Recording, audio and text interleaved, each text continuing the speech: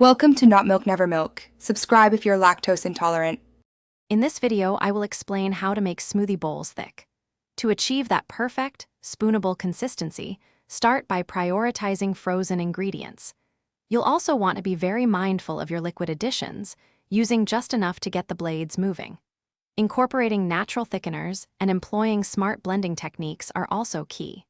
We'll dive into each of these strategies to ensure your next smoothie bowl is wonderfully thick and satisfying every single time. The secret to a truly thick smoothie bowl lies in your frozen ingredients.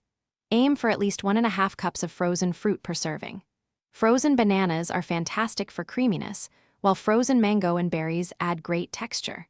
For an extra boost of thickness without altering the taste, try adding about 1/4 to 1/2 cup of frozen cauliflower florets or zucchini slices. These ingredients keep your bowl cold and dense. Liquid is often the enemy of a thick smoothie bowl. Begin with just 1/4 to 1/2 cup of your chosen liquid, like almond milk or water. You can always add more, but you cannot take it away. To further enhance thickness, blend in 1 to 2 tablespoons of creamy nut butter, such as almond or cashew. A tablespoon of chia seeds or ground flax seeds also works wonders, absorbing liquid and creating a gel-like consistency. Your blending technique significantly impacts the final thickness.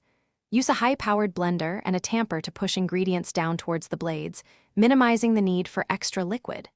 Blend on a low speed, stopping frequently to scrape down the sides. Avoid overblending, as this can generate heat and melt your frozen ingredients, making the bowl thinner. Finally, load up on crunchy toppings like granola, nuts, and seeds for a satisfying contrast in texture. Thanks for watching. If this was helpful, leave a like and consider subscribing. See you next time.